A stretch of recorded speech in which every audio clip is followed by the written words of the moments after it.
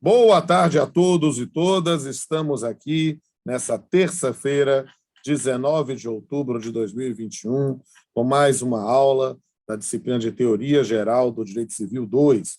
Nós estamos já nos estertores do nosso curso, né, já tendo os 3 pontos finais da nossa matéria. Que pontos são esses? A prova do negócio jurídico, o ato ilícito e prescrição e decadência. Nessa oportunidade, como eu tenho aí a satisfação de ter um tirocinista de alto gabarito, né, doutorando aqui no PPGD, que é o professor Vinícius Pares Quaresma, hoje nós vamos colocá-lo para fazer uma exposição sobre o tema da aula, né, vocês tenham total liberdade para perguntar, eu, inclusive, ficaria muito feliz se vocês tirassem o couro dele, perguntassem o máximo possível para testá-lo ao máximo, e eu vou também ficar aqui monitorando e dando minhas observações sempre que considerar pertinentes. Então, bom dia a todos, boa tarde a todos e todas, e vamos começar a nossa aulinha com o professor Vinícius. Professor Vinícius, a palavra é sua. Muito obrigado, professor. Boa tarde a todos e todas.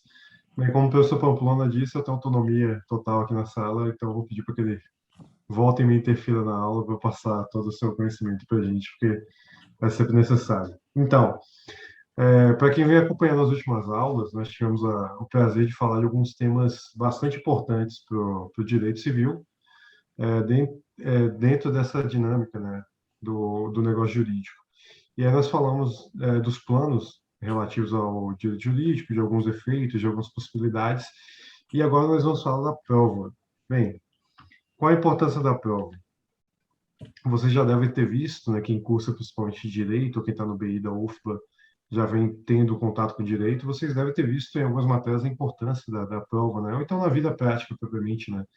A gente vê em filmes, embora geralmente trazendo com uma mecânica diferente do ordenamento jurídico brasileiro, né? Você vê no dia a dia, você vê quantas vezes você tem que entregar provas de determinadas coisas durante a vida. Então, a prova é um fato cotidiano, né? É corriqueiro para a gente está sempre em contato com esse tema. Bem, mas nós aqui temos que sair um pouco dessa questão tão superficial, né? E aí, no primeiro momento, eu destacaria o seguinte, que a prova, ela, num primeiro momento, ela rememora a gente, ela lembra a gente uma busca da verdade que aqui no direito a gente coloca muito entre aspas, né? Então, assim, as ciências como um todo, elas buscam o que se considera como verdade, se busca comprovar determinada coisa, comprovar determinada teoria, determinado ponto, etc. A prova, ela vem nesse sentido no direito, mas a gente não pode olhá-la de forma tão ingênua assim. Na verdade, a prova aqui, ela vem para tentar demonstrar fatos, demonstrar acontecimentos, demonstrar intenções, etc. Nós vamos falar aqui sobre os tipos de prova, e eu peço que vocês prestem especial atenção hoje, porque elas são importantes, mas antes a gente tem que ter uma discussão, né, relativa a um imbróglio que há nesse meio. Bem, como você já deve ter visto, a depender da ordem de matérias que você já pegar, a depender do ponto do curso, você tem o chamado direito material e direito processual. Bem, eu não vou me aprofundar muito na questão aqui do que seria cada um deles, mas basicamente o direito processual seria procedimental, né? Seria o procedimento propriamente, e o nosso direito material são aqueles direitos que a gente tem já independentes da fase processual, né? Eles são direitos dos quais nós dispomos e que devem ser respeitados. Se eles não são respeitados, a gente deve buscar tudo que nos é de interesse. Enfim, então, assim, há uma discussão entre os doutrinadores se a prova ela seria de direito material ou de direito processual. Vale lembrar para vocês que o atual código que a gente utiliza é de 2002, ou seja, é anterior ao atual Código de Processo Civil. Há autores que criticam a colocada desses artigos, né, e aqui eu cito para vocês, são os artigos do 212 ao 232. Quem estiver com Código Civil, por favor, passe a acompanhar. Mas existem as provas no direito civil, né, nesse trecho de negócio jurídico, do 212 ao 232, só que existem as provas também dentro do direito processual civil. E não raramente elas são, digamos assim, conflitantes ou ou elas são os mesmos tipos de prova que nós veremos mais à frente. Então, assim, no primeiro momento há uma discussão sobre se as provas elas seriam materiais, se elas seriam processuais ou se necessariamente elas seriam uma mistura dos dois mundos, né? Do mundo processual e do mundo material. Essa é a primeira questão que a gente tem que levantar aqui, e eu até convidaria o professor Pamplona para externar a opinião dele nesse sentido, por favor. Tranquilo. Essa é uma questão muito importante, sabe por quê, gente? Porque provar é formar uma convicção. Então, a gente tem prova do direito material e tem prova do direito processual. No direito processual, a questão é muito mais simples. Por quê? Porque, na verdade, no direito processual, provar não é você ter a sua convicção. Não, é formar a convicção do magistrado. Provar para o processo é perceber que é preciso formar a convicção do julgador sobre a existência ou não de determinados fatos. A prova é normalmente de fato. E note que o nosso semestre é de sobre a teoria geral do negócio jurídico, pensando no fato jurídico em sentido amplo, todo acontecimento natural ou humano que gera uma repercussão no direito. A prova é formar a convicção. Só que existe, nesse ponto, existem regras que disciplinam a formação da convicção na relação jurídica de direito material. E aí, nesse ponto, sim, a prova acaba sendo um instituto de direito material. Então, por exemplo, que para você provar que é casado, só tem um jeito, que é a certidão de casamento. Ou seja, não adianta você, não, mas eu moro junto, eu estou contra. Não, não, isso aí você pode ter até um outro estado civil, mas não de casado. O estado civil de casado só se prova com a certidão de casamento, né? A mesma questão do direito de propriedade de bem imóvel acima de determinado valor, em que você só pode provar a propriedade se tiver registro, se tiver realmente na escritura que você é o titular. Você até pode provar o domínio, na usucapião, por exemplo. Na usucapião você prova o domínio sobre determinado bem e isso pode ser reconhecido como um direito de propriedade. Mas dono mesmo, titular do direito, né, de propriedade, você só vai ter se estiver registrado. São outras questões referentes à demonstração de que existe prova no direito material. Mas a gente precisa entender que uma coisa, embora seja a mesma ideia essencial, formar a convicção, formar o convencimento, a prova no direito material não é necessariamente igual no direito processual, justamente por causa dessa noção do destinatário. E esse é um tema fascinante do que o Vinícius já trouxe inicialmente, porque justamente nós temos aí uma discussão sobre o tema da verdade. Verdade é algo que é submetido a desvios teóricos, né? Quantas vezes na sua conversa de bar ou no grupo de WhatsApp você ouviu alguém falar está cientificamente provado? Eu não sei o que é cientificamente provado, porque, na verdade, existe um consenso de que alguma coisa é verdade. Então, há um consenso de que a vacina pode salvar vidas. Está aqui na minha camiseta. Sou louco por ter vacina. Mas, se você ouvir um bolsonarista, ele vai dizer que isso comporta dúvidas, comporta repercussão. Né? Eu posso dizer que a Terra gira em torno do Sol, ou que a Terra é redonda, mas com terraplanista isso é um absurdo, isso é um dado diferenciado. Então, perceba que está relacionada a uma formação de convencimento e de aceitação como consenso para poder se afirmar em verdade científica. Então, na verdade, a verdade científica não é um fato ontológico, mas sim um consenso de determinados aspectos. Só que isso é impreciso demais para a necessidade de estabilidade e segurança das relações jurídicas. E é por isso que se estabelecem regras de direito material sob a prova de determinados fatos. E perceba, essa é uma questão importante, Pedro, você que teve a coragem de ligar a Câmara. Nesse ponto, Pedro, é perceber que a ideia de um determinado fato é que é a prova. Direito, em regra, não se prova.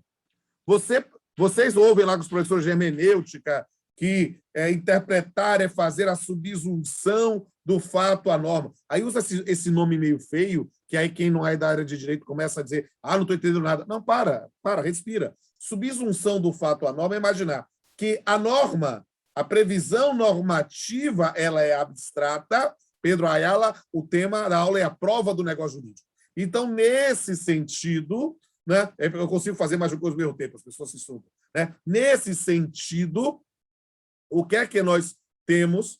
Que, olha, essa ideia de um fato é que vai gerar a aplicação do direito. Eu provei o meu direito. Não, senhor bestalhado, você não provou o seu direito. Você provou o fato que vai poder lhe respaldar o direito. Eu provei que sou filho de fulano e tal. Você provou, talvez teoricamente tenha demonstrado no exame de DNA, você talvez tenha trabalhado com uma presunção, você pode ter trabalhado com uma declaração. Na verdade, você trouxe um elemento para formar a convicção.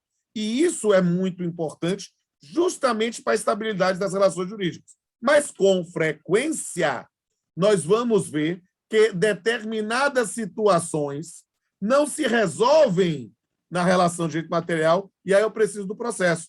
E não há, nesse ponto, uma distinção estanque. Isso aqui é só para o direito material, isso aqui é só processo. Testemunha, por exemplo, é alguma coisa que a gente só pensa em processo. A gente fica vendo lá How to Get Away, Murder, Suits, The Office, a gente vê essas coisas todas e fica imaginando lá, ouvir a testemunha, não sei o quê. Mas perceba, testemunha tem na relação jurídica e material. Se você casa, precisa de 2 testemunhas, né?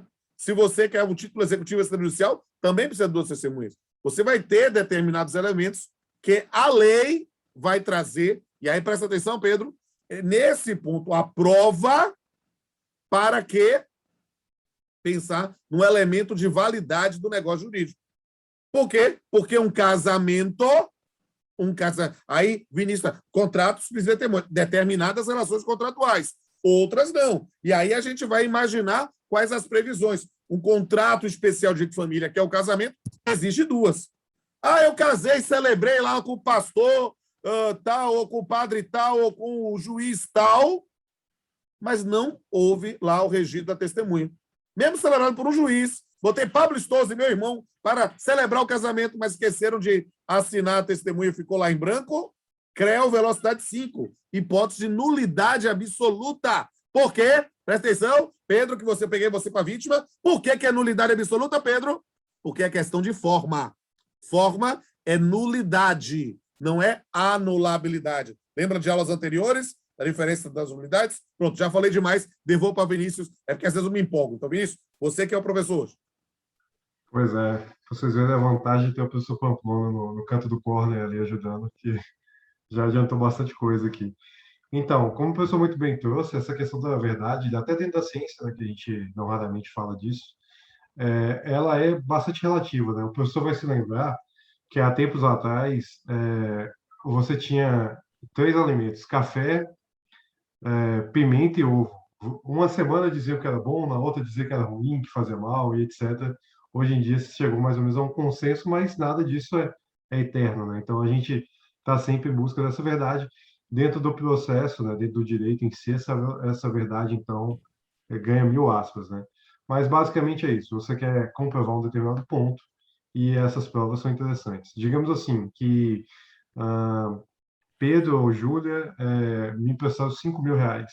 E aí eles emprestaram de boa fé e me passaram 5.000 reais sem contrato nenhum. Eu vou lá e simplesmente não pago.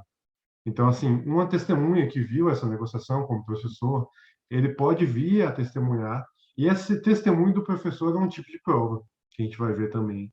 Então, assim, a prova dentro do negócio jurídico, ela é fundamental, ela define muitas questões, né?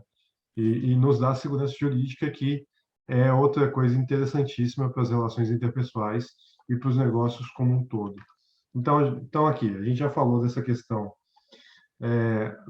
dos autores se degladiarem sobre se é um direito material, processual, se está dentro de um ou do outro, sobre a parte, sobre a prova, onde ela está localizada, etc. E nós temos mais alguns pontos prévios a falar, dentre os quais eu destacaria que a prova ela é um caminho interdisciplinar dentro do direito. E isso é importante a gente colocar, que é o seguinte, que não raramente uma disciplina ela vai pescar nas capacidades da outra, né, dentro do direito, e não raramente o direito ele recorre a outros conhecimentos também para fazer prova. Vamos colocar aqui, por exemplo, as provas periciais. Nas provas periciais, quando você tem algum tipo de crime ou algo do gênero, você tem que apelar à biologia, à medicina e a outras ciências, né? Farmacologia, química e por aí vai. Então, é um conceito, é uma área, é uma seara bem interdisciplinar. Ela vai pescar em outras áreas ali. Mas dentro do próprio direito, você pode ter crimes, por exemplo, que vão requerer conhecimentos tributários. Então, você vai recorrer ao direito tributário. Então, a gente tem que ter essa noção de que é uma área bem importante por conta disso. Por último, eu colocaria aqui, antes da gente adentrar propriamente no assunto, que há a importância da gente lembrar do princípio da livre valoração das provas. O que isso quer dizer? Isso quer dizer que, obviamente, o juiz ou a juíza vai ter que estar atento às provas em si produzidas, não poderá ignorá-las, não poderá deixar de se manifestar sobre elas, mas as provas não necessariamente vão ser cabais para determinados assuntos. Então, o juiz ou a juíza, aquele que interpreta a lei, ele vai poder valorar aquela prova, ele vai poder colocar um valor. Então, assim, a gente não tem uma hierarquia. Digamos que a prova documental valha mais do que a prova pericial, ou que a prova pericial valha mais do que a prova testemunhal. Isso não é uma coisa estanque dentro do direito, né? E aí a gente vai ter observação do caso em si, né? Dos fatos e do mundo que cerca aquele acontecimento, para poder distribuir o peso que aquela prova tem que ter. Bem, isso posto, a gente já deu uma adentrada no que seria o assunto. Alguém tem alguma dúvida a relatar? Aqui, rapidamente, a gente poder seguir. Se tiver, pode falar. Acho que vai seguindo. Leva o trem. Tá, então tá. Mas só para esclarecer que eu olhei aqui o chat de novo, eu quis dizer que certos contratos exigem testemunhas, mas acabou saindo parcialmente. Bem, então, agora a gente vai passar a pensar no que seria a prova em si, né? Como eu tinha dito antes, a prova é uma forma de demonstrar Posso responder uma alguma coisa. pergunta aqui para Eudes, que Pois está não. vindo aqui, que é do chat? Só vi Né? agora. A depender do convencimento anterior, o juiz pode não utilizar a prova. Essa é uma questão importante, Eudes. Por quê? Porque o juiz é o destinatário da prova. Então, nós temos que buscar essa formação do convencimento. Só que, às vezes, a gente precisa ter muito cuidado. Eu digo porque eu sou juiz há 26 anos. E a gente precisa ter muito cuidado para não cair na arrogância. E eu falo isso criticando, às vezes, meus colegas. Às vezes o cara diz, não gosto desse tipo de prova, não vou indeferir. O juiz não deve ficar indeferindo produção de prova. Deve permitir que as partes produzam a prova, mesmo que ele não a convença. Ou seja, o processo parece um jogo, porque tem regras, tem prazos, entendeu? Mas ele não é o jogo, é o patrimônio, é a vida de alguém, suas esperanças. Então é preciso ter esse cuidado. Então, o que é que acontece? Essa expressão que Vinícius usou, expressão muito consagrada realmente pelo uso, essa noção do livre convencimento, mas é preciso entender que no CPC de 2015, né, muito por influência de Lênin Streck, né, e Fred, que assessorou isso, deu um testemunho muito abalizado, né, de que buscou se afastar da expressão livre, a ideia de convencimento motivado, convencimento fundamentado. Tira-se a ideia do livre. Por quê? Porque o juiz não teria liberdade para escolher ou não determinada prova. Ele tem, dentro da fundamentação, verificar o que é que o convence. Então, perceba, o juiz não pode desprezar prova, Eudes. O juiz deve se manifestar sobre tudo. É claro que algumas podem ser irrelevantes. Hoje, por exemplo, que eu disse que eu tinha uma pauta complicadíssima, né? O advogado porque queria fazer uma perícia psicológica no reclamante por causa de um acidente que ele teve no período imprescrito. Mas perceba, na verdade, o pedido dele não dizia de respeito a danos psicológicos, dizia especificamente a só os efeitos do contrato de trabalho. Essa fundamentação, esse pedido de prova era irrelevante para o que ele pretendia provar. Então, eu tinha o dever de indeferir. Mas, se não, ele tem lá um pedido, mesmo que eu acho que a prova pericial não vai me convencer, eu devo realizar a prova, porque ela potencialmente é hábil para chegar a esse resultado. Então, é preciso sempre costurar bem essa questão. O juiz não pode ser um ditador que vai dizer, não, eu só faço prova assim ou não. Às vezes dá vontade, não vou mentir. Como juiz, às vezes, eu vejo uns requerimentos que parecem umas tijoladas, dá vontade de dar um murro na mesa, dar um berro, fazer uma coisa, mas a gente tem que ter um exercício de paciência. E isso é muito importante. Eu tenho esse cuidado, eu gostaria muito que vocês assistissem a audiência para entender, porque eu sou assim, atirado, brincando, mas na audiência eu tento falar cada vez mais pausadamente, porque como eu sou muito grande e a voz é muito forte, a pessoa toma um susto, né? Eu tenho que ir bem devagarinho para que a pessoa entenda. Eu estou com a mão levantada. Fala aí, velho. Mestre, eu conheço um caso, né, de uma pessoa que sofreu um acidente, né, de trabalho e no decurso lá do processo, né, inseriu provas testemunhais, mas o juiz disse que já havia o convencimento dele anterior e não utilizou as provas testemunhais. Não foram utilizadas porque ele já tinha o convencimento dele anterior e deixou as provas testemunhais de lado.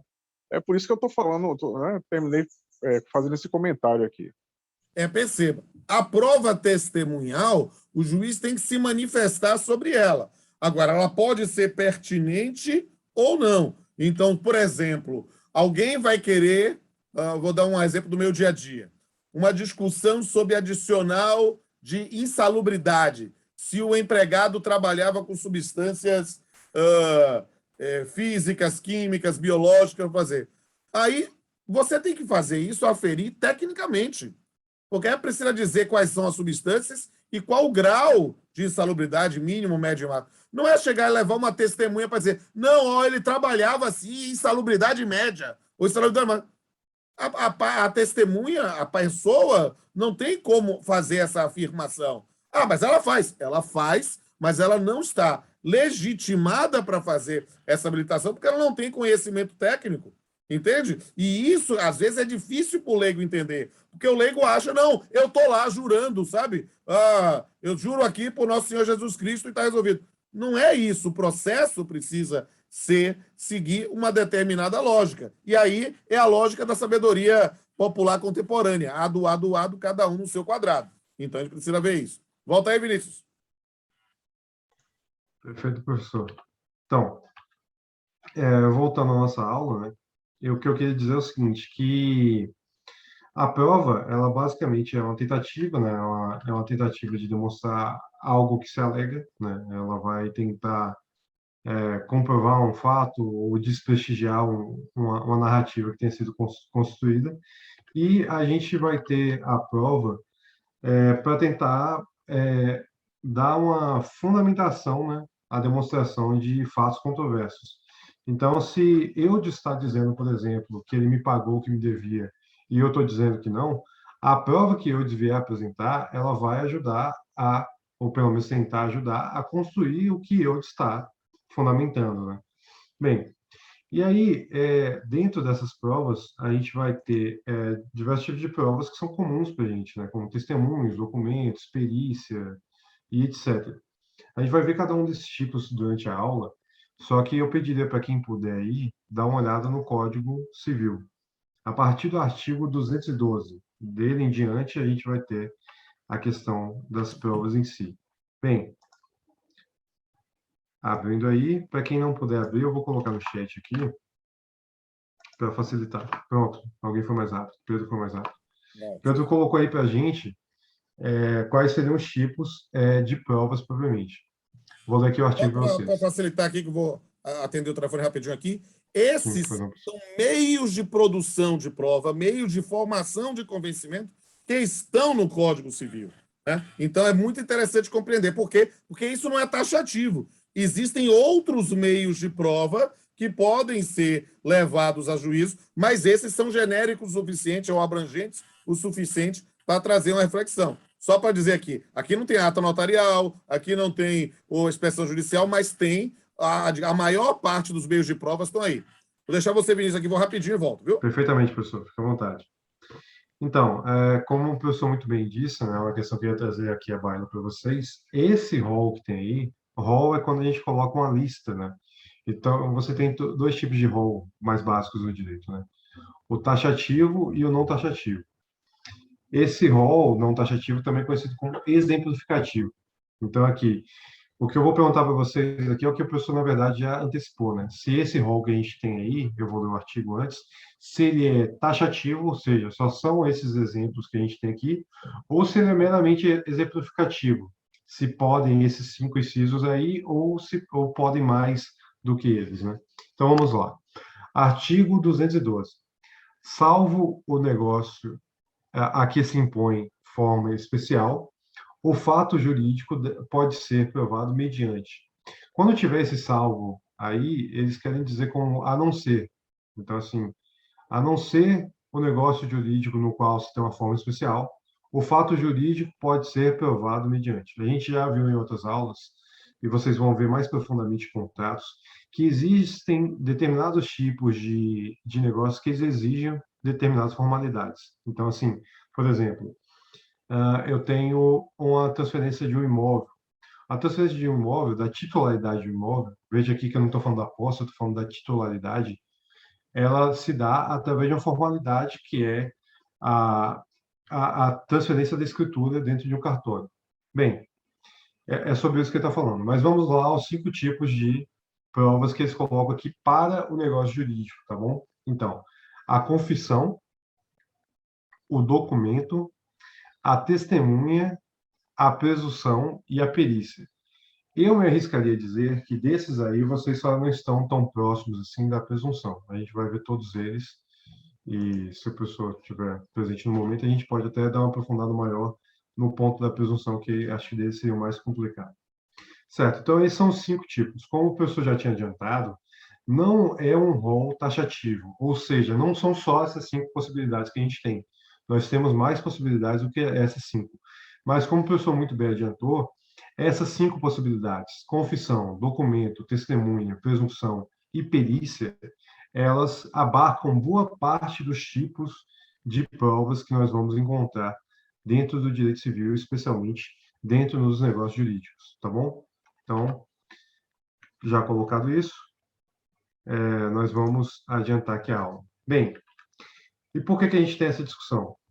Além dos demais meios que o professor trouxe, como, por exemplo, a ata notarial ela pode certificar um determinado acontecimento, né? Então, ela pode ser utilizada. Nós temos novos meios também, né?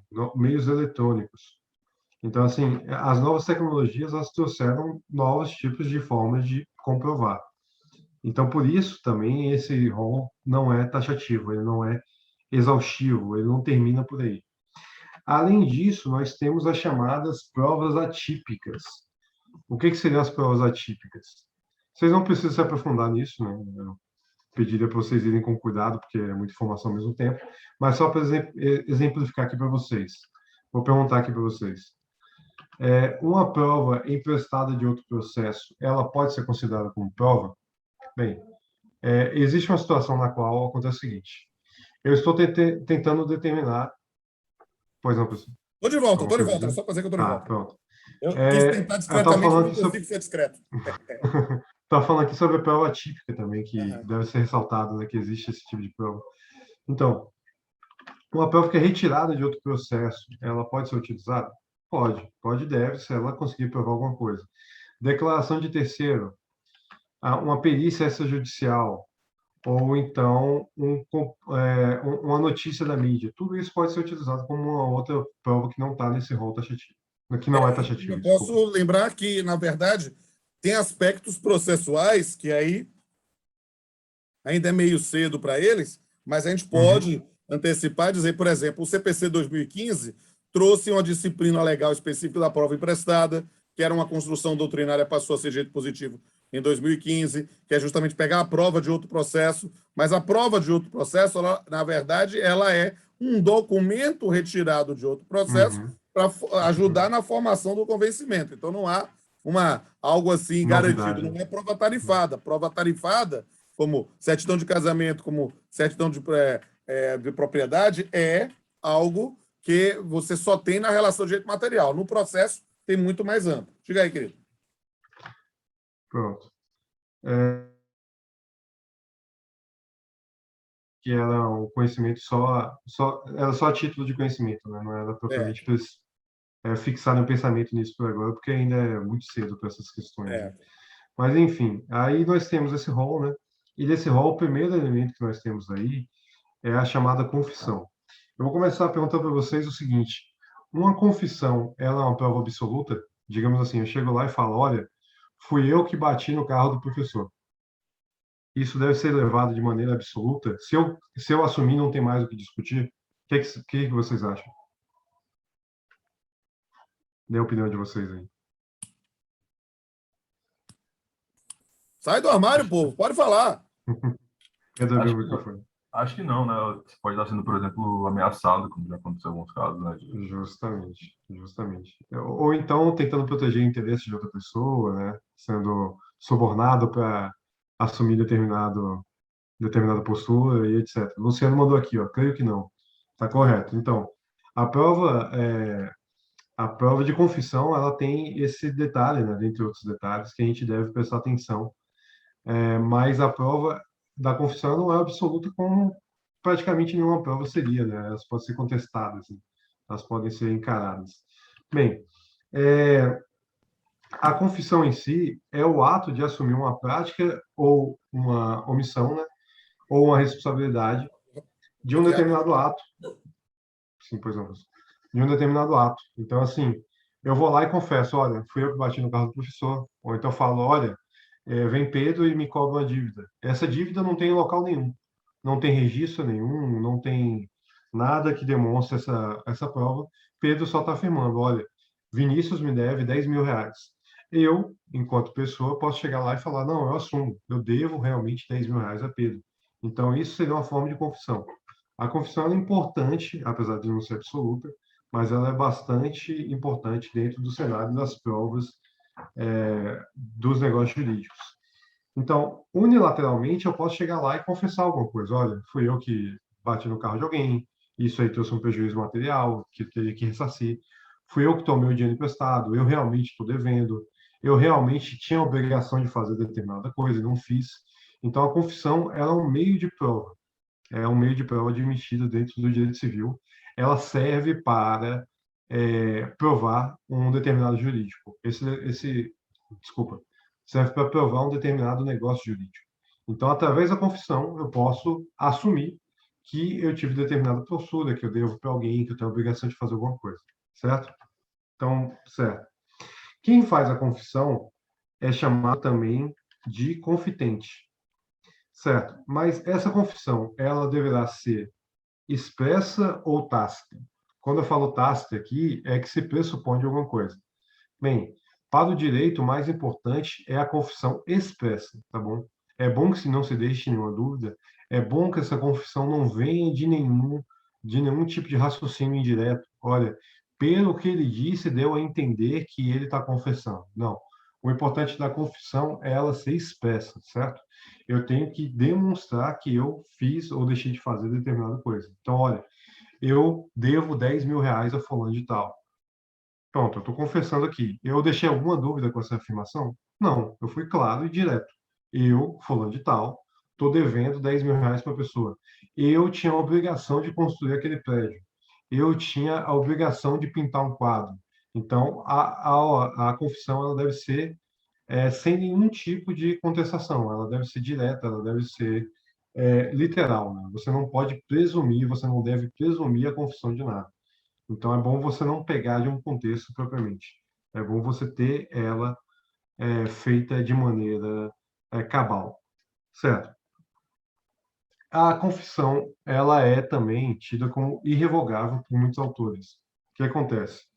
Eu estou aqui e vou lá e confesso, olha, eu estou devendo 8 mil reais a fulano. Eu não posso chegar lá à frente e alegar simplesmente, não, agora eu retiro tudo aquilo que eu disse.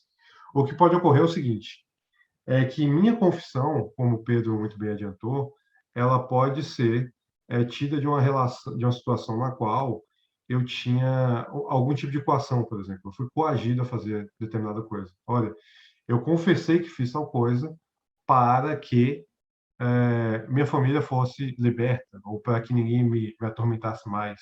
Então, assim, a confissão ela tem essa questão também Gente, desculpa, minha câmera desligou sozinha. De vez em quando ela está apresentando esse comportamento. Desligou novamente. Não sei se eu vou conseguir ficar com a câmera ligada. Mas, enfim, a gente vai... Se não for por vídeo, vai por áudio, pelo menos. Eudes mandou uma pergunta aqui. Você quer falar, Eudes, ou quer que eu simplesmente leia a pergunta? Eu quero também, Vinícius. Eu também vi agora esses dias, já puxando para um outro lado, acho que puxando para o lado aqui do penal, né? Sim. Eu não sei se vocês acompanharam.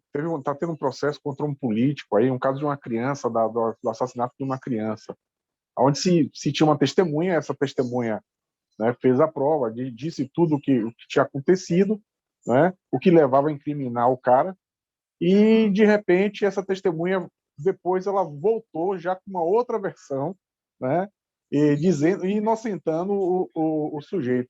Então, esse caso aí não é o caso de coação, o caso não está sendo coagida, possivelmente. Como é que fica a primeira vez que ela né, apresentou o testemunho dela, né, que incriminava o cara, para o segundo momento em que ela já desincrimina o mesmo cara, né? E todo mundo diz que já se sabe que o cara tem participação com milícias, etc, etc, né? Eu não sei se vocês estão acompanhando esse caso aí. Isso passou ontem na TV. E tem esse outro caso também aí que eu falei da prova, né? Pode dizer, para não ter que ler aqui, que senão quebra a dinâmica da aula. Esse caso seria o seguinte, vamos supor, o cara trabalha em uma empresa no polo petroquímico, vamos lá supor, né? Tem essa empresa lá, a maioria das pessoas que trabalham naquela planta X adquirem uma doença chamada leucopenia, né? Muito funcionário adquirindo leucopenia. Aí, de repente, um cara, ele adquiriu leucopenia também, um ex-funcionário, e ele pode utilizar-se das provas antigas, ou seja, dos processos de outros indivíduos também, para poder fazer prova no processo dele. Ele pode mostrar, ó, tá vendo? Isso acontece com muita recorrência na empresa. Olha aqui, levar isso para o processo dele para poder fazer o convencimento do juiz. Essa é outra pergunta. Aqui é possível entender que, na verdade, existem dois elementos, queridos. Um é o que nós chamamos, do ponto de vista jurídico processual trabalhista, de nexo ético epidemiológico, que aí já é uma previsão na própria norma regulamentadora de determinadas doenças que muito provavelmente se desenvolverão. Isso já vai trazer um outro meio de prova que o Vinícius vai citar daqui a pouco, que é o tema da presunção, ou seja, uma presunção que milita em favor deles. Ou seja, nessa circunstância, por exemplo, quem trabalha com bancário, é muito comum você ver síndrome de túnel do carpo, distúrbio do manguito rotator, tendinite, tenossinovite. Quem trabalha com areia, silicose, você vai ter, você trabalha com sons muito altos, você desenvolver disacusia, que é surdez. Então, há algum tipo de presunção. Não há prova que foi especificamente disso. O cara pode ter ouvido um tiro perto do olho e ficou surdo por causa disso. Mas você pode ter presunções. Quando é, na verdade, uma situação que não é de uma presunção prevista na própria legislação, né, no caso, nas normas regulamentadoras, aí o que é que você tem? Você tem, na verdade, situações análogas que demonstram a credibilidade da sua tese. Mas isso não é a prova, entende? Você tem que fazer a prova, especificamente. O que há é que pode ser uma prova emprestada, por exemplo, se as condições de trabalho não são mais as mesmas. E não dá para fazer a prova. Você não entra no túnel do tempo para saber como é que era. Então, aí é um campo de argumentação e fundamentação do juízo. Mas a prova definitivamente não é tarifada. Pegou, Eudes? Valeu, mestre. Peguei. Beleza, sua disposição. Né? Então, é importante a gente compreender esse tema. Voltei aqui para a questão da confissão, tive que trazer a matilha toda aqui para dentro. Né? Você já conhece toda a matilha, né? Mas eles estão fazendo um caos da zorra aqui, conseguiram quebrar ali na cozinha o pratinho deles, que era de porcelana, já era, agora vai ficar tudo com prato de plástico mesmo. Né? E aí estou aqui tentando botar ordem nesse caos. E aí o que é que acontece? A confissão, é preciso entender o que é a confissão. A confissão é o reconhecimento da veracidade de um fato. A confissão, como o Vinícius colocou muito bem, não é uma prova inequívoca, absoluta, porque ela pode ser obtida mediante fraude, ela pode ser obtida mediante violência, ela pode, eventualmente, ter sido obtida para beneficiar o interesses de terceiros, ou seja, você vai proteger alguém e está confessando por ele, isso acontece muito em novela, não é mesmo? Né? Mas você tem que ter um respaldo nisso. É claro que, e aí eu vou trazer o conhecimento mais enciclopédico, é claro que, pensando numa compreensão mais ampla, na compreensão propriamente dito, por exemplo, do direito penal. No direito penal, você não condena ninguém só com a confissão. Eu matei fulano de tal. Não, isso não é. É preciso demonstrar, teve corpo, onde é que está essa pessoa? Então, há elementos de prova. No campo das relações civis, essa confissão levada a juízo sem nenhum tipo de vício de consentimento, e aí vocês já estudaram vício de consentimento, ela muitas vezes é suficiente para gerar condenação, porque nós estamos tratando de direitos patrimoniais. O dinheiro é seu, você está confessando, você pague, entende? Mas, a priori, você tem de perceber que na forma 214, como ele já transcreveu aqui, a confissão é irrevogável, mas pode ser anulada se decorreu de erro de fato ou de coação. Perfeito? Eu amplio o universo para a noção desse erro de fato, né, quando você tem uma confissão fraudulenta, né, uma mentira nisso para proteger terceiros ou para outros elementos que não sejam necessariamente dessas circunstâncias. Entenderam, gente? Professor, duas coisas aqui. Minha câmera começou a desligar sozinha e a Sem Jéssica estresse. trouxe... pode repetir a definição de provas atípicas? Certo? Que eu Prova citei ano atípica passado. é aquela que não está tipificada, aquela que não está como previsão legal específica. Ou seja, podemos pensar em outros meios para a formação da convicção. Hoje, por exemplo, é carne de vaca, mas quando começou a surgir o WhatsApp, eu direto fiz produção de prova por videochamada do WhatsApp, sem previsão legal. Ou seja, eu tinha alguma coisa que permitia um instrumento diferenciado, eu fiz isso. Um meio para obtenção de uma prova que era típica, que era a prova testemunhal, ou era o depoimento da parte para obter a confissão.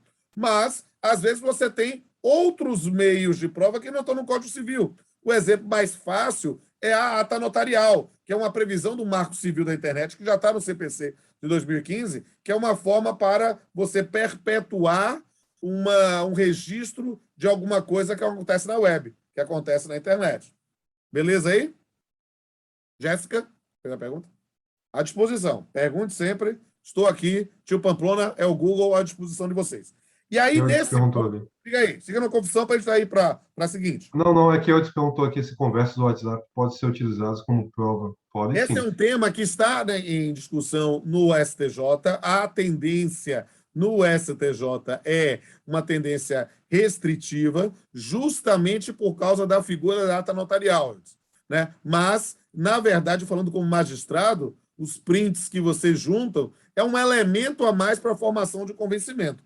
Ela não é, por si só, um elemento individual. Não, essa conversa não fui eu, isso aí deve ser um fake. Você não teria que provar que é um fake. Você, na verdade, só teria o registro que aquela conversa efetivamente ocorreu, pelo menos com os números ali indicados, se fosse numa ata notarial. Entendeu, Eudes? Entendi, mestre. Beleza, à disposição. Siga aí, Vinícius. Vamos lá, porque Mais tem muito alguém? de prova hoje. Certo. Então, como eu trouxe aqui, o professor muito bem passou, o artigo 214 ele traz mais ou menos isso que a gente estava falando, né?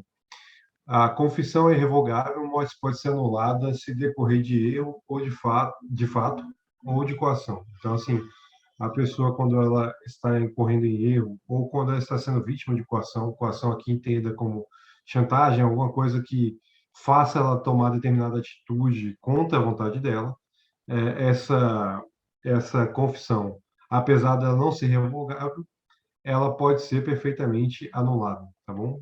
Diante do processo. Bem, isso é o que a gente teria para trazer de mais elementar sobre a questão da confissão. O segundo elemento que a gente olharia seria o documento, né? E aqui, documento, para nós do direito, ele não deve ser encarado simplesmente como que a gente tem por documento comumente, né, ou diariamente. que seria RG, CPF, título de eleitor e etc. Não, documento aqui é um leque mais amplo. Para dar uma noção para vocês, por exemplo, uma carta poderia ser declarada como um documento dentro desse olhar. O senhor vai falar alguma coisa, né, do microfone? Podemos trocar. Não, acho que não. Então, assim, continuando. O documento, ele é o suporte fático, né? Ele é o suporte material. Então, assim, pouco importa o tipo de mídia que se utiliza, né? Pode ser uma carta, pode ser o documento propriamente em si, pode ser um contrato, pode ser... a gente conversa hoje em dia até sobre as provas eletrônicas, né? Que elas são admitidas também, documentos eletrônicos, e por aí vai. Pois não, O professor? documento não é só um registro escrito. É tudo aquilo que a gente leva ao processo. Então, uma foto é um documento, um arquivo digital é um documento, um vídeo é um documento. Tudo isso é documento para efeito do processo. Por quê? Porque documento, juridicamente, é uma redução física, um suporte fático, uma redução cartácea de um fato. Perceba que nem sempre o fato vai estar demonstrado para buscar uma verdade. Por quê? Porque ele pode ter sido forjado, mas ele não deixa de ser documento por causa disso. Entende? Um cartão de ponto que foi manipulado ou um cartão de ponto que foi forjado não deixa de ser documento. Apenas você vai ter que fazer a impugnação do seu conteúdo. Diga aí, Vinícius. Perfeitamente, professor. Muito obrigado. O CPC, por exemplo, só para mostrar para vocês como essa questão do meio, da forma propriamente do documento, ela é tida como menos importante hoje em dia. O CPC, no seu artigo 422, no parágrafo 1º, fala o seguinte: as fotografias digitais extraídas da rede mundial de computadores, né, AK, conhecido como internet, fazem prova das imagens que reproduzem, devendo ser impugnadas, desculpa, ser apresentada a respectiva autenticação eletrônica ou, não sendo possível, realizada a perícia. Então, o próprio CPC, né, mais recente, ele já prevê a possibilidade de uma prova desse meio digital, que seria a foto ou vídeo. Eu vi uma foto, eu vi um vídeo, eu posso ali ter certeza de que determinada coisa aconteceu? Não, claro que não. Hoje em dia a gente vive num período que autores de outras áreas chamam especificamente de pós-verdade, né? Então a gente tem que ter cuidado com essa situação de hoje em dia, né? Um vídeo ele pode estar fora de contexto, ou pode ter sido manipulado. Hoje em dia você tem a questão do chamado deepfake, né? Que é quando eu faço via computador o rosto da pessoa e através da modulação eu faço a voz dela dizendo qualquer coisa que eu queira que seja dito. Então isso tudo é relativo, mas esse documento digital ele pode ser sim utilizado hoje em dia como uma prova dentro do negócio jurídico, certo? Esses documentos eles podem ser também, a gente deve levar em consideração, de dois tipos: públicos ou particulares. Bem, principalmente os documentos públicos, né, eles vão ter especificidades, eles vão ter características básicas, elementos necessários, né, como o professor falou, eles podem, inclusive, levar à anulação ou já virem nulos, propriamente, por não terem determinados componentes, e a gente deve ter esse cuidado com eles. Mas os particulares também podem ter exigências, né, básicas, e a gente tem que levar isso em consideração. Eu colocaria aqui primeiro, né, que eles devem ser, esses documentos, sendo eles públicos ou particulares, a gente deve tomar alguns cuidados e eles devem ser, por exemplo, datados e indicado o local onde foram firmados. São coisas básicas, né? Firmados aqui, quando a gente fala, seria no sentido de assinados, né? Por que isso? Eu vou dar um exemplo aqui para vocês. Bem, eu fiz um contrato com Júlia, que esse contrato era de fornecimento de, digamos, material de construção para ela durante 5 anos. Ok, eu fiz esse contrato, mas quando ele termina, se eu não sei quando ele começou, por exemplo? Então, fica difícil dizer quando terminam 5 anos se eu não sei que dia começou o contrato, né? Por alguma falha humana, o contrato, por exemplo, ele pode não ter lá a data inicial dele.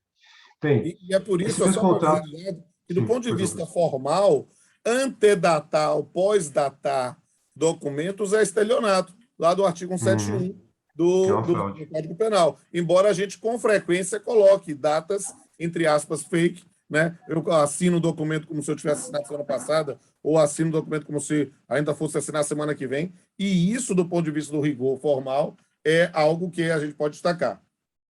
O senhor quer responder essa pergunta de Eudes agora ou Deixa eu ver na aqui. parte de perícia? A hierarquia na maior importância da prova produzida por documentos em relação a só produzida por documentos particulares, o que há é que o documento público há uma presunção de legitimidade, como todo ato de servidor público, como qualquer ato público. Mas, na verdade, não há uma hierarquia. Você, por gozar de fé pública, né, você tem lá uma determinada presunção de legitimidade, né? Mas, obviamente, ele também pode ser objeto de demonstração. O ônus da prova é da parte que alega, né?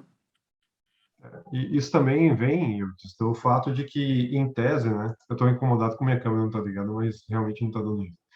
Isso vem também da questão de que, em tese, o Estado seria neutro nessa questão, né? Então, assim, se eu estou contingenciando contra o professor Pamplona na Justiça, eu mando produzir uma prova pericial de minha parte, isso quer dizer que eu tenho, obviamente, um viés comprovatório de uma coisa que eu quero comprovar. Já o Estado, ele não teria, né, a partir do momento que ele venha a entregar um documento, a produzir uma prova, supostamente não teria nenhum interesse nessa questão. Então, há de se observar esse ponto. Bem, aí como eu estava falando, né, sobre a questão da data, também é importante a questão da localidade, né? Como eu falei, e isso aí vocês vão ver melhor em processo, né? Você tem questão de competência. Se eu estava dizendo aqui quando o Estado é réu. Quando o Estado é réu, perceba, você está ajuizando uma ação em face do Estado. O Estado vai trazer documento. Aí você diz, não, esse documento é falso. Você tem que provar que o documento é falso. Isso é diferente, não, como em relação ao particular. O particular traz o documento, é falso. Você tem que provar. Sobre a ônus da prova de falsidade, isso vocês vão aprender lá em processo. Se você fala que o documento é forjado, o ônus da prova é de quem alega. Se você diz que a assinatura não é sua, aí o ônus da prova é de quem produziu o documento. Mas a única peculiaridade é isso, independente de ser público ou privado. Lembrando que os documentos têm a presunção de legitimidade, os documentos públicos têm a presunção de legitimidade em geral. Siga. E se, por exemplo, alguém porventura fraudou esse documento, é algo bastante grave, assim, né? Essa pessoa é participante, no exemplo que eu trouxe, é participante do poder público, digamos, por medo de ter que ressarcir os cofres públicos lá na frente, ele vai lá e falsifica um documento para demonstrar que teve um cuidado que, na verdade, ele não teve. Bem, essa pessoa pode ser civil, administrativamente, penalmente responsabilizada, então seria algo grave. Mas isso tudo, dizer que isso é inédito, não seria não, viu, Otis? Então, bem posto a questão que você trouxe. Pedro está com a mão levantada, tem alguma questão a trazer? Ou Eu queria tirar uma dúvida que me veio agora, ainda sobre confissão. Para que uma confissão seja válida, não sei se é o termo mais correto, mas para que ela seja utilizada no processo, é preciso que, por exemplo, ela seja feita na frente de um juiz, é preciso que haja algum tipo de rito específico para ser validada, ou, por exemplo, uma carta com uma confissão escrita. Isso já seria válido ou isso se traria como uma espécie de documento? Perceba, querido, a questão do que é a confissão, né? Você tem confissão realizada perante o juiz, você tem confissão extrajudicial, e aí a discussão sobre a produção de um documento, perceba que a confissão materializada através de um documento, ou através de um vídeo, que não deixa de ser um documento, ela vai ser analisada dentro do contexto. Ou seja, você escreveu isso? Escrevi. Por que você escreveu? Porque eu estava tomando porrada. Aí faça a prova que tomou porrada. Ou seja, perceba que a confissão no processo é algo que é produzida perante o juízo. Mas se você tem uma declaração extrajudicial de uma determinada informação, isso vai ser levado ao juízo e pode ser reconhecida como uma confissão. Ela é uma declaração. Ela torna-se confissão a partir do momento em que se reconhece que ela aceita a veracidade de determinado fato. Ou seja, independente de ser pelo juiz ou não. Agora, há uma diferença abissal, né? O cara, perante o juiz, admite que fez alguma coisa, é diferente do cara juntar um documento lá, e eu digo assim com liberdade, não há limite para a criatividade humana, o cara faz um documento todo digitado com um risco dizendo que é a assinatura do reclamante, ou às vezes até assina, o cara é analfabeto e trazia isso. As pessoas tomavam recibo de analfabeto e a pessoa que sabia só desenhar o nome. Então, são aspectos que têm que ser levados em consideração. Obrigado. Sim, é complicado brigar contra o Estado, mas nem tanto. Né? Às vezes, até aí você vai ter que pensar no campo da estratégia. Do ponto de vista de direito material, sim, é complicado. Do ponto de vista processual, menos, porque você, na verdade, o Estado acaba sendo um mastodonte que não sabe se defender direito. Né? Mas há outros aspectos aí que são metajurídicos. Diga aí, Vinícius. Pois então, só para falar sobre o que Pedro trouxe, essa confissão ela tanto não precisa ser na frente de um juiz ou algo do gênero, que eu posso fazê-la no campo material através de uma carta, como você muito bem trouxe, né, algum documento assinado, dizendo, olha, eu confesso que devo R$ 2.000 a Pedro. Então, eu posso chegar lá e fazer esse documento confessando. Se eu fui coagido a dizer isso, aí já é outra questão, né? Mas isso aí deveria ser comprovado de alguma outra maneira, como, por exemplo, ser comprovado em juízo. Aí, retomando a questão que eu estava trazendo aqui, né? O local, ele é importante também para que saiba, por exemplo, onde processar, né? Então, se eu tive algum problema com alguém em Salvador, eu não vou entrar com processo e essa pessoa é de lá, e etc. Eu não vou entrar com um processo no Amapá para que essa pessoa não possa se defender lá, entendeu? Tá, mas caso não haja nem data e nem comprovação do local, ou seja, eu não coloquei lá, por exemplo, Salvador, dia 19 de outubro de 2021, eu não coloquei nenhuma dessas duas informações. Pode-se determinar isso aí através de provas também. Então, assim, pode ter tido uma pessoa que testemunhou, pode ter tido uma prova de um vídeo do momento que a pessoa assinou o documento, que comprova onde é que ela estava, etc. Isso aí pode ser comprovado também. Bem, dentre os documentos, dá para a gente falar sobre contrato, por exemplo, né? E aqui vale a ressalva de que determinados documentos eles exigem, né? A lei exige de anuência, por exemplo, de determinadas pessoas. Quando você é casado, por exemplo, você pode vir a precisar de anuência do cônjuge. Existem outras situações também relativas à representação que podem ter esse capricho da lei. Então, aqui a gente viu a confissão, né, até agora, e o documento. Caminhando mais, se o professor não tiver nada a acrescentar sobre a questão do documento, Pode seguir. não, pode seguir. Nós temos, então, a questão da testemunha. Essa questão da testemunha, ela é bastante conhecida da gente também, né? A testemunha, ela nada mais é do que aquele que conhece ou presenciou determinado fato. Então, assim, olha, eu vi que foi você que bateu no carro dele. Eu, por exemplo, sei que você deve determinado valor. Eu sei que você se comprometeu a pintar a casa de fulano por um determinado valor que foi pago. Então, assim, a testemunha é aquela que conhece, que sabe do fato, né? Ou presenciou determinado fato. E, com isso, ela pode contribuir para que a justiça seja estabelecida. Tá. Qual é a previsão que eu trago aqui para vocês? Eu vou colocar o artigo aqui, vou copiar para vocês e trazer, só um instante.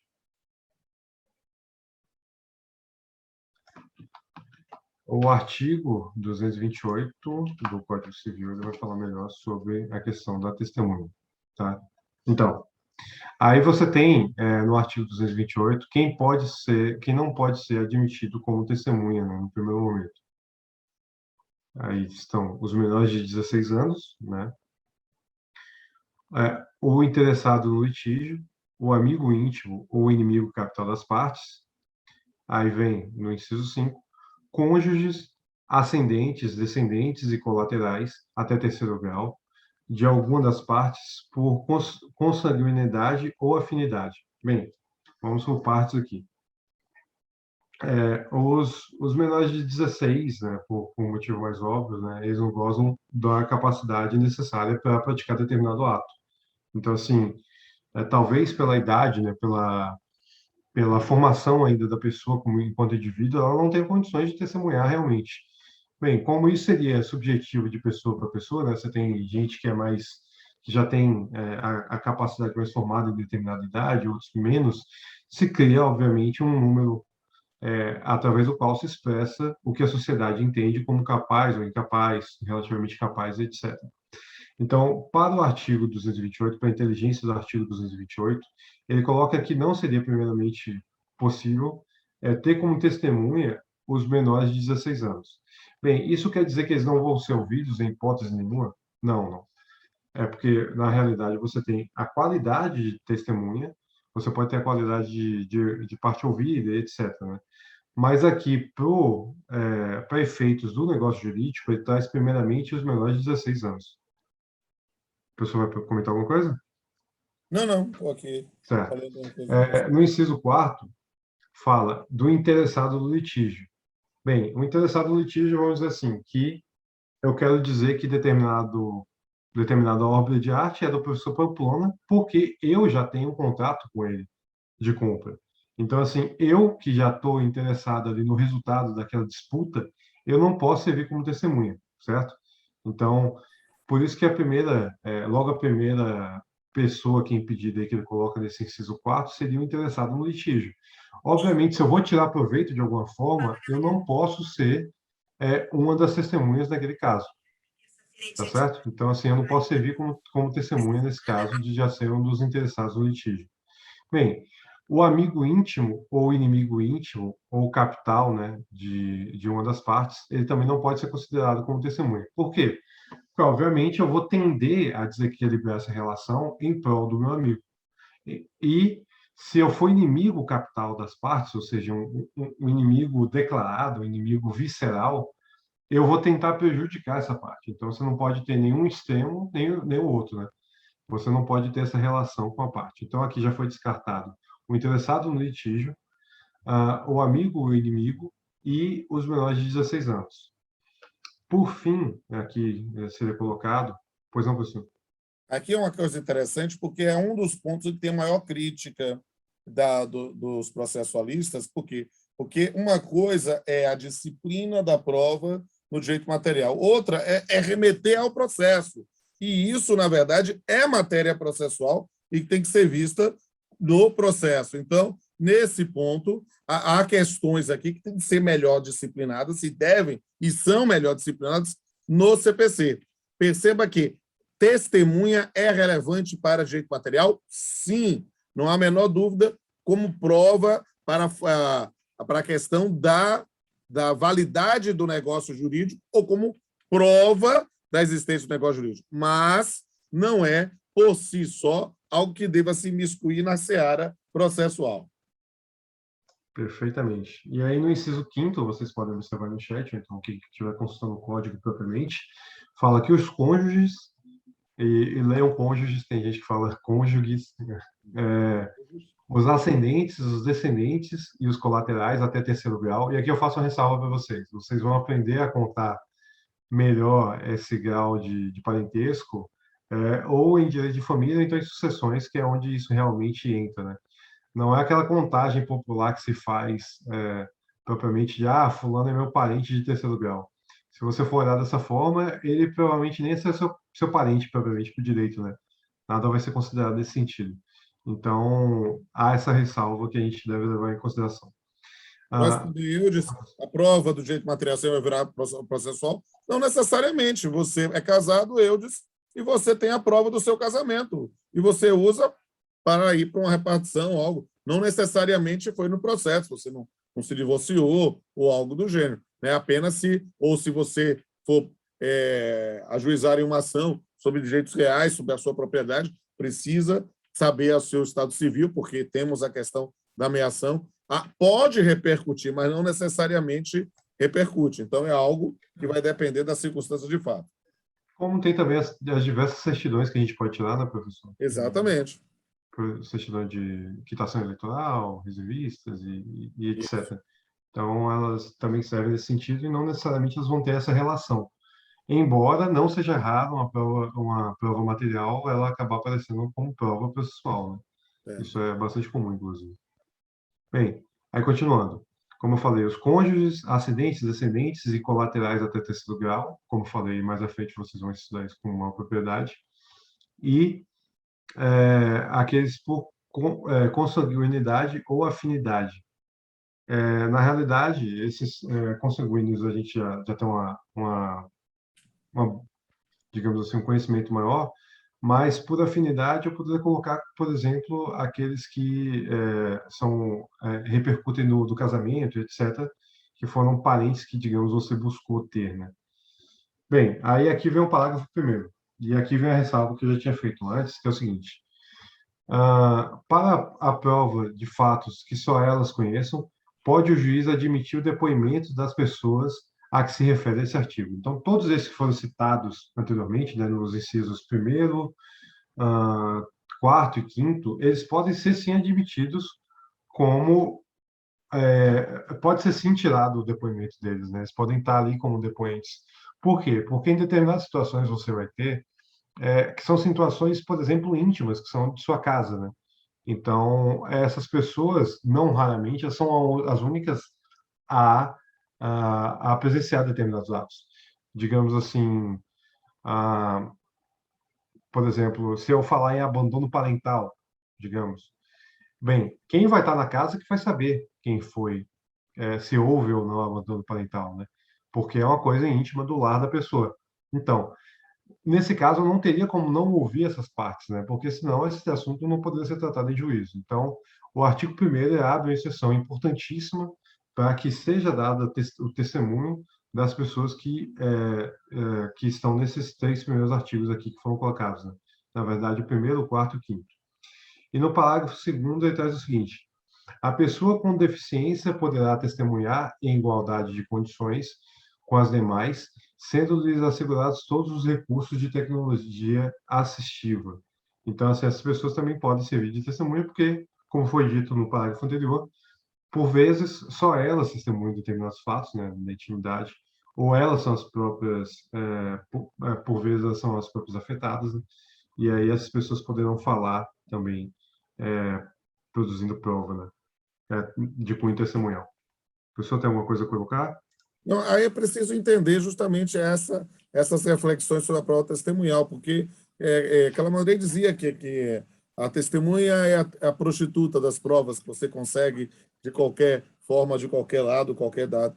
Então, é algo que a gente precisa compreender, que você está dependendo dos sentidos da pessoa, né? Ou seja, a testemunha presencial, mas também tem a testemunha de oitiva, que aí é mais importante para o processo penal, por exemplo, testemunha da reputação do indivíduo. O cara não sabe nada do fato, né? Mas para o processo penal é importante para dizer que, olha, não vai se acreditar nessas coisas. No processo civil, a testemunha realmente que é considerada relevante é a testemunha presencial, porque aí você está querendo discutir o fato e não a reputação.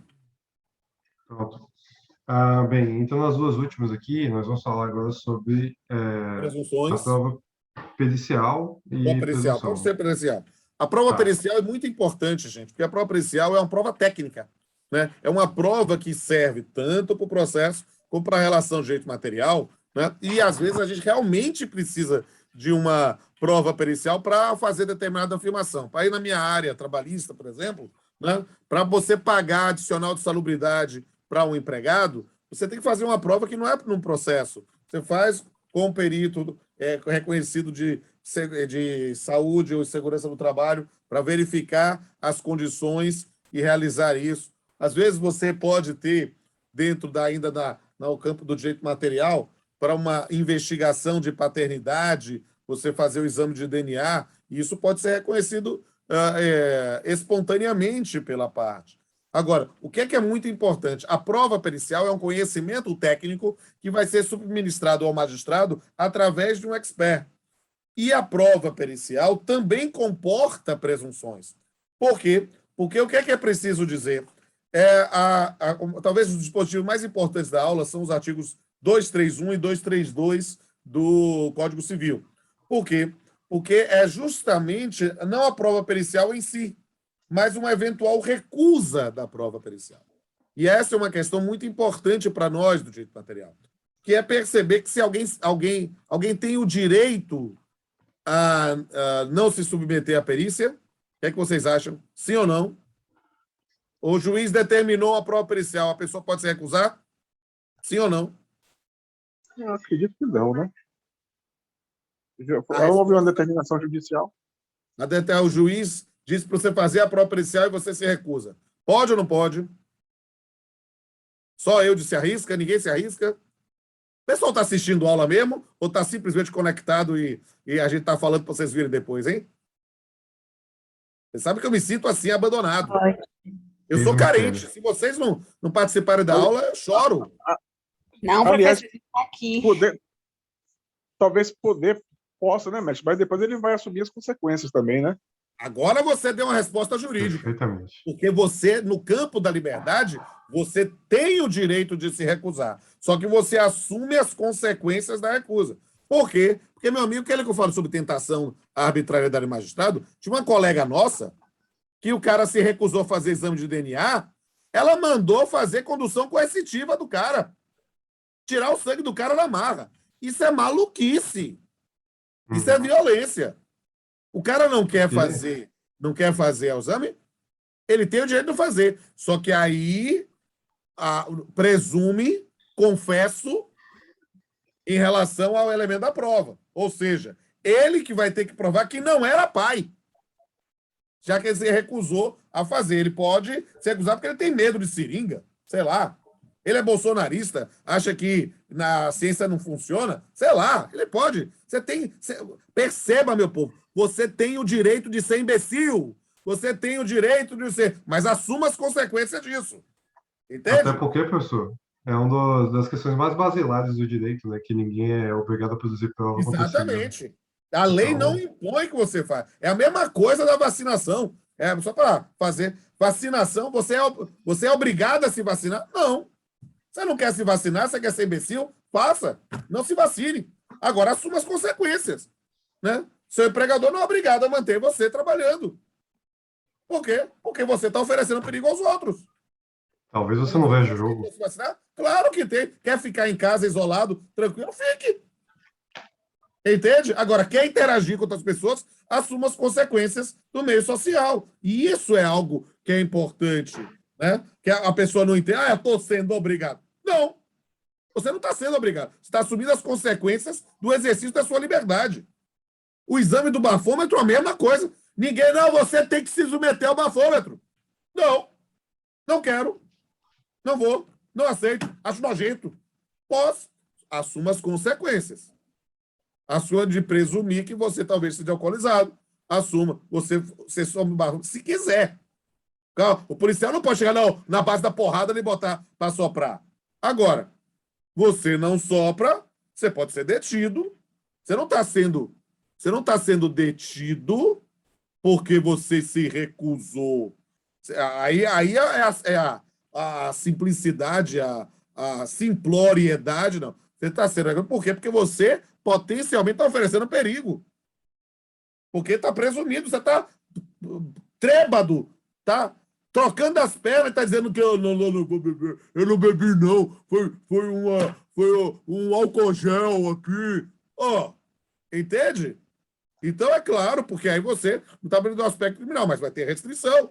Então, é preciso compreender isso, porque nesse mundo abestalhado que a gente está vivendo, as pessoas acham que é tudo assim, não, é isso e isso. Não.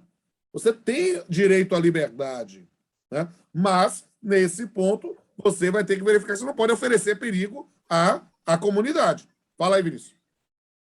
Só para dar um exemplo fático aqui, só para constar, vou colocar aqui de novo, porque chegaram muitas dúvidas depois, mas eu coloquei aqui os artigos 231 e 232. Povo, decora esse artigo que eu vou fazer uma questão na prova com 231, 232. Tem que ser, porque cai com frequência o exame da ordem. A gente vai achar alguma coisa aí legal com isso aí para ter uma pergunta sobre prova do negócio jurídico. Vou dar um exemplo fático aqui para vocês, né? Esse foi um processo no qual eu advoguei. Uma parte ela declarou que a outra tinha sublocado determinado imóvel sem autorização. Então, vamos lá. Tinha uma pessoa que tinha um imóvel, ela alugou para uma segunda pessoa, essa segunda pessoa sublocou para um terceiro. Bem,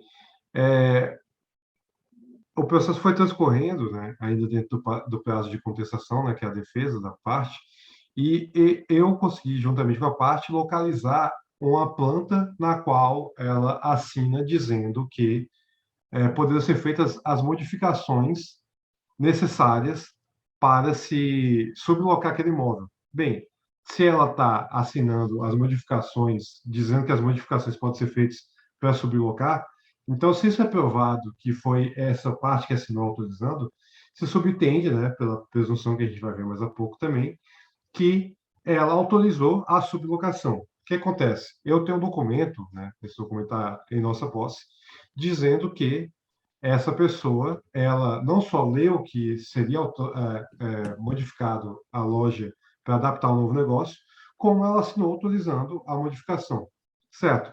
Mas quem me garante que aquela assinatura é propriamente da pessoa? O juiz, né, ele não tem capacidade, via de regra, para dizer se essa pessoa ela realmente assinou aquele documento, né? Então tem que ser uma pessoa especialista. Bem, já são exigidos, né, o professor muito bem sabe, muitos conhecimentos por parte do juiz. Então, o juiz ele não poderia ser perito em balística, ele não poderia ser perito em grafotécnica, ele não poderia ser perito, por exemplo, quanto a colisões veiculares, perito quanto a questões de elétricas, para dizer se foi uma pane elétrica que começou um incêndio ou não, e por aí vai, né? Então, para isso, justamente que você tem a prova da perícia. O juiz, ao bater o olho ali, naquela situação, ele vai conseguir, a olho nu, verificar se aquela assinatura é ou não da pessoa, só para vocês terem ideia de como isso é bastante técnico, é bastante embasado. Se leva em consideração até os pontos da sua assinatura, onde você faz maior ou menor pressão com a caneta. Então, assim, é como se fosse uma digital, né? As tentativas de falsificação não são poucas. Então, a gente vê contratos aí milionários, né, que pessoas vão lá e simplesmente fraudam assinaturas, e isso pode ser muito perigoso.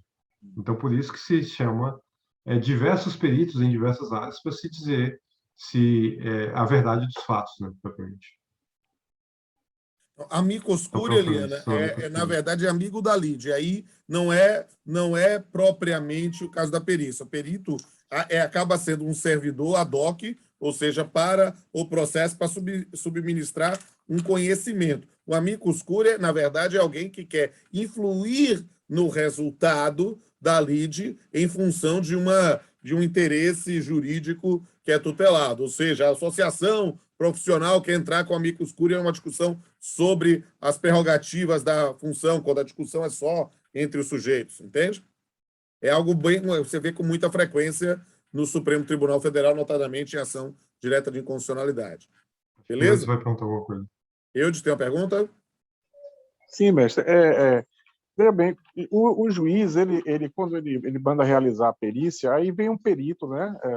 Por exemplo, o perito lá da justiça, no caso, vamos dizer, um médico, ou então um técnico, ou qualquer, um engenheiro, né? Um exemplo. E aí ele chama, e a justiça contrata aquele perito, chama aquele perito, né? E ele vai realizar a perícia. Só que as partes também, geralmente, levam um assistente, né? Que chama assistente técnico.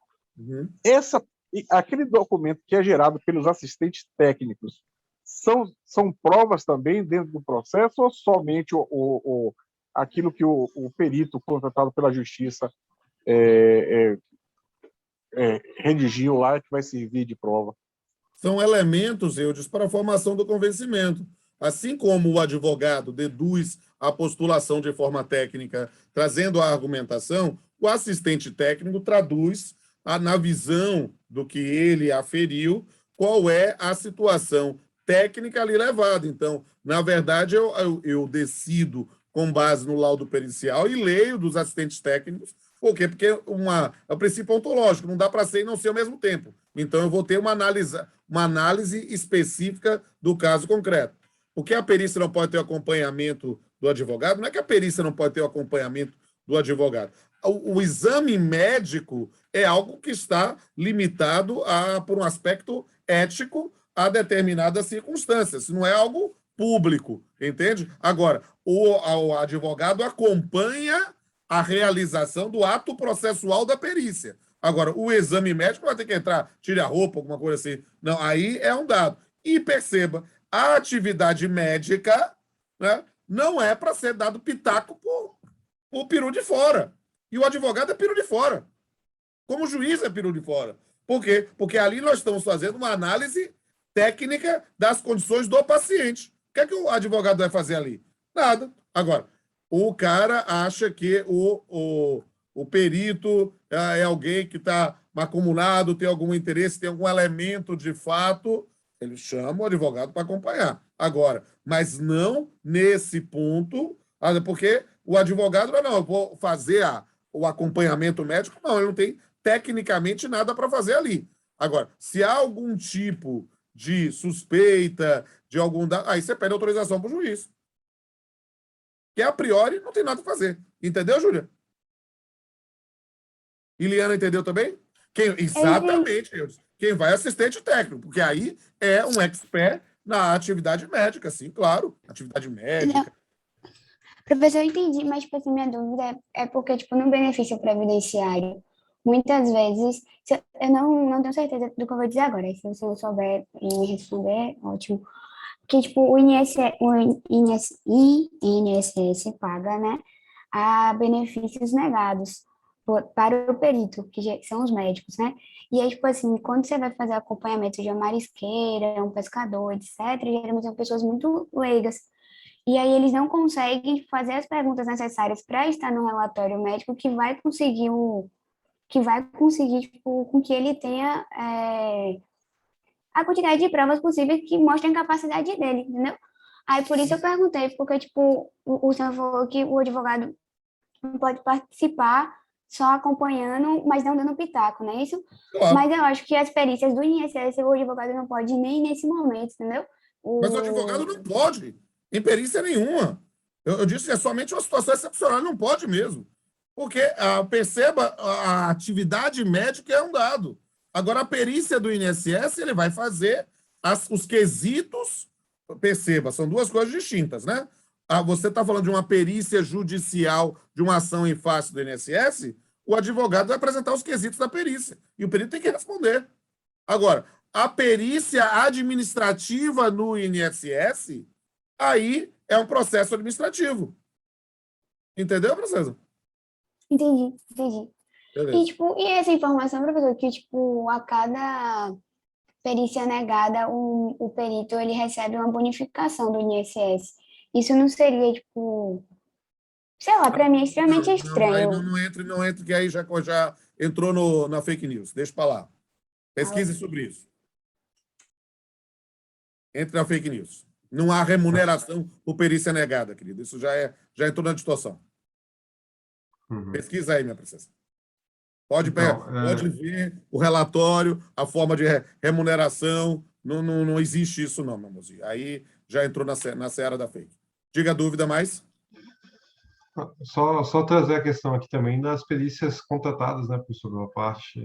Eu vou tomar um caso aqui como exemplo da perícia penal feita, né? Tinha um tesoureiro do ex-presidente Fernando Collor que se chamava PC Farias. Aí, se vocês pesquisarem, né, vai ter um perito, que era legista, que ficou bastante conhecido, chamado Badan Palhares. O Badan Palhares, ele reconstituiu a cena, né, representando uma das partes, né, e aí, da forma como ele reconstituiu, dizia que a companheira do PC Farias teria assassinado ele e depois cometido suicídio. Eu lembro bem, como se fosse hoje, aqui eu estou dizendo que lembro também, que pela reconstituição que foi feita, e a altura da moça, o ponto de onde partiu o tiro, etc., a moça teria que estar voando para ter atirado no PC Farias daquela forma, né, e acertado naquela angulação que teve quando ele foi atingido. Bem, então, você pode também fazer esse tipo de perícia, né, obviamente vai ser observado, como foi dito, né, pelo viés de uma certa parcialidade, mas ela também é admitida.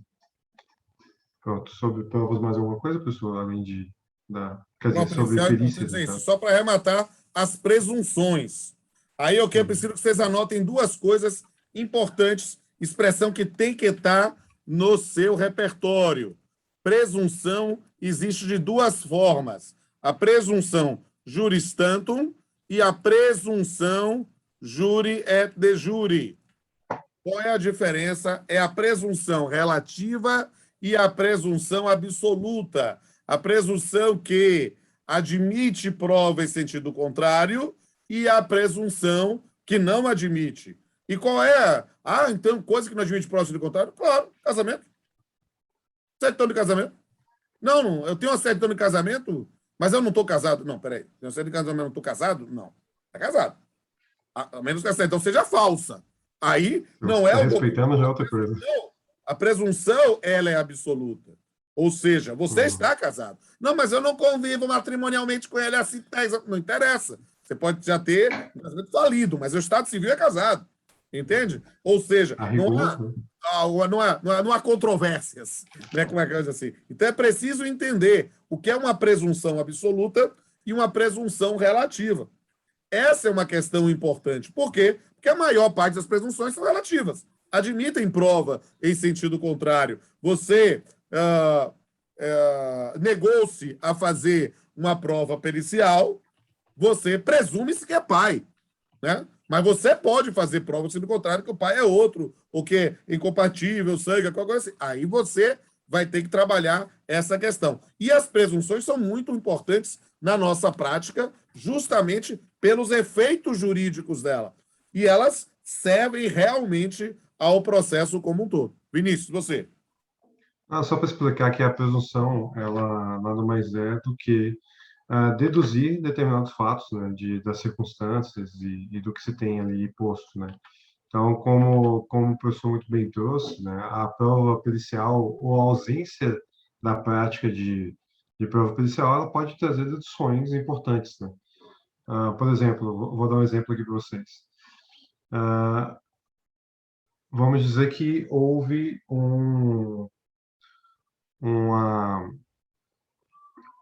uma colisão, né, no meu carro, né? O carro é meu, mas eu estou alegando que não fui eu que dirigi. Bem, se esse acidente aconteceu às 3h30 de um lado da cidade e eu consigo comprovar que eu estava do outro, através de filmagem de banco, etc., você vai ter, através de uma prova policial que vai ser feita nas câmeras para verificar se o horário estava compatível e tudo mais, você vai ter uma presunção de que não teria como essa pessoa chegar ao outro lado da cidade em 3 minutos e provocar aquele determinado acidente que causou um prejuízo, digamos. Enfim, então, assim, a presunção, ela faz parte, realmente, dos meios de prova, né, admitidos, e ela é importante, né? Então, o juiz, ele vai trazer da experiência, né, do raciocínio também, ele vai trazer essas presunções que você possa ali, de forma a demonstrar um determinado ponto de vista, né? Então, a presunção, ela vai ajudar, por exemplo, a você comprovar um negócio jurídico.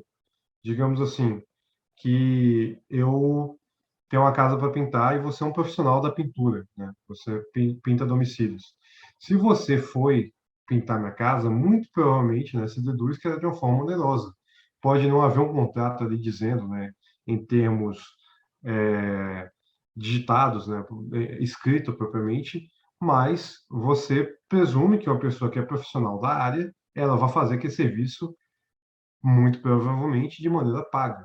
Então, a presunção, ela é necessária dentro do campo do campo jurídico e ela pode ser utilizada também como prova, né? Se a pessoa é, por exemplo, notoriamente um pintor de residência, ela provavelmente não vai pintar a sua casa de maneira gratuita. Então, a presunção é utilizada dentro desse contexto das provas, né?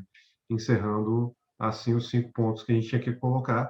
Lembrando, mais uma vez, que esse rol não é taxativo, ou seja, existem outros tipos de prova possíveis, o sistema brasileiro ele aceita outros tipos de prova que não seja essas 5 que a gente trouxe aqui com maior veemência. Mais alguma dúvida, alguma coisa para colocar, professor? Não, de minha parte Alguém está tem bom. alguma O mais dúvida aí? importante para mim, vocês precisam saber esse negócio das presunções e aqueles 231 e 232 são os dispositivos mais importantes do código. Alguma dúvida a mais, gente? Então, sem dúvidas, a gente se encontra semana que vem com ato ilícito. Quiçá, se eu estiver empolgado, já dou logo precedente de decadência e termino o programa. Beleza? Pronto. Um beijo a todos Tá e todas.